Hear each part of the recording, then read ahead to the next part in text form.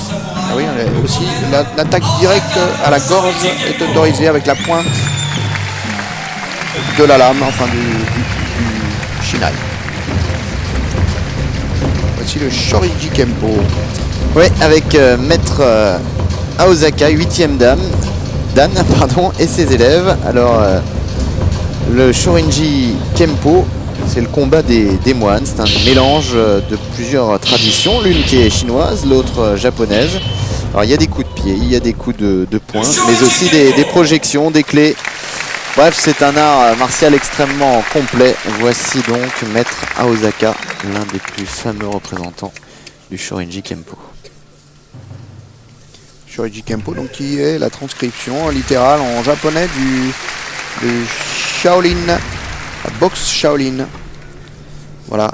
Bon. Et ben oui, vous avez parlé d'une influence chinoise, c'est celle-là, effectivement. Et c'est aussi une influence bouddhiste, puisque le temple Shaolin était un temple bouddhiste. Et ce ne sont pas que les techniques qui ont inspiré le Shoriji Kempo. Regardez la puissance de frappe de maître Osaka. Donc une très forte influence bouddhiste dans le Shoriji Kempo, qui, comme vous l'avez dit tout à l'heure, si vous ne l'avez pas dit, je le dis quand même, mélange un petit peu les techniques dures, comme ces techniques de frappe, tout en puissance, et les techniques souples, selon l'esprit du yang et du yin, qui sont à la base de la pensée de l'énergétique chinoise et bouddhiste. Et donc les techniques yin, ce sont les techniques de projection de clés. Voilà, on est toujours sur le très yang. Beaucoup de puissance et notamment la posture aussi est impressionnante.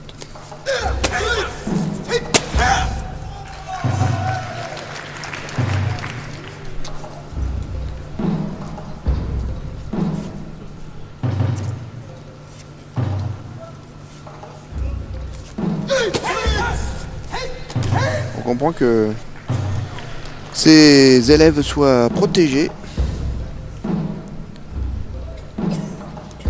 Bon, il y a une cuirasse et sous un plastron. Il vaut mieux. Hein.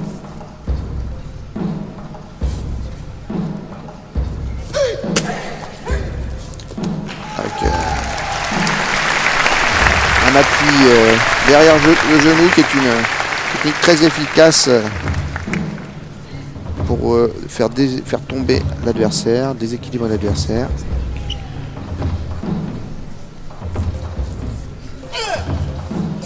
Au Japon, le Shoriji Kempo, très bien implanté, s'organise en temple carrément.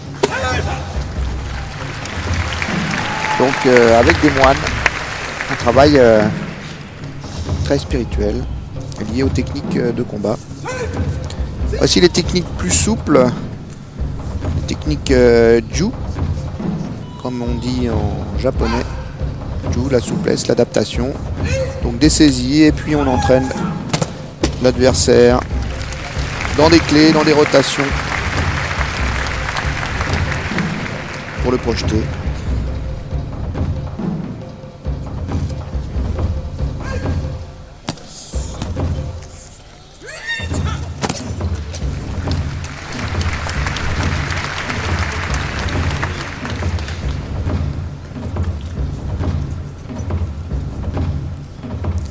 Une main ouverte, une main fermée. La frappe, la projection.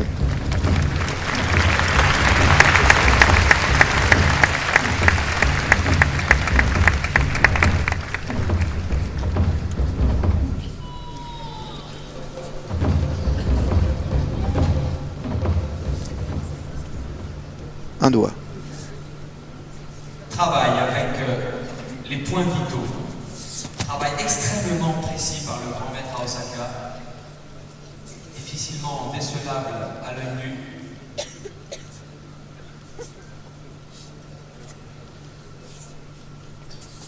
Une tentative de saisie imprudente. Le maître appuie sur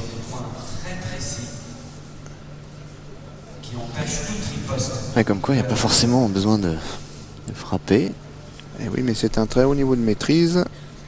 Il faut commencer par le plus simple pour aller vers le plus subtil. Ça a l'air d'être le plus simple, ouais. le plus...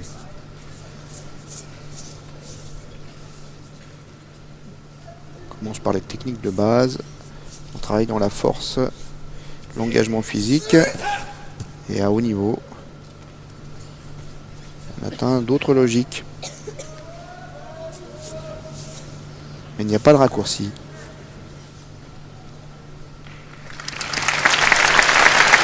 Belle démonstration en tout cas de Maître Aosaka.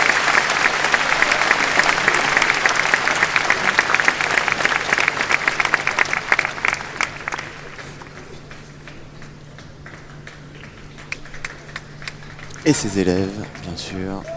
Le grand maître Aosaka et le chute Pour le salut. Le Shorinji Kempo.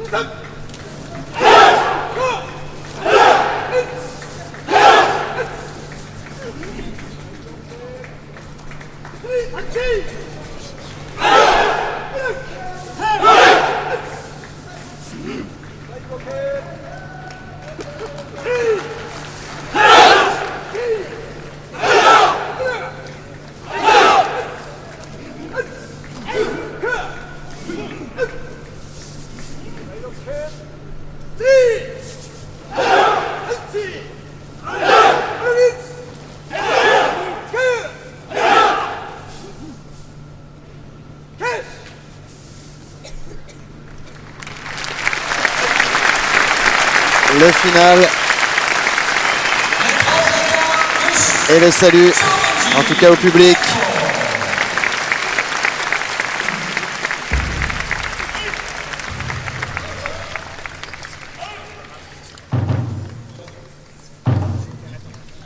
Sous vos applaudissements, merci.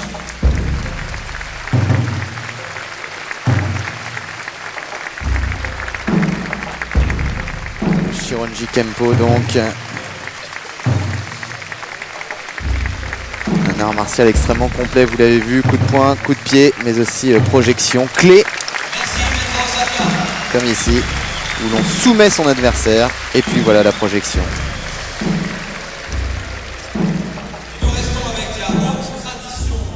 Et nous allons partir maintenant, enfin on va rester plutôt au Japon, avec le Shinkendo, qui est le sabre véritable.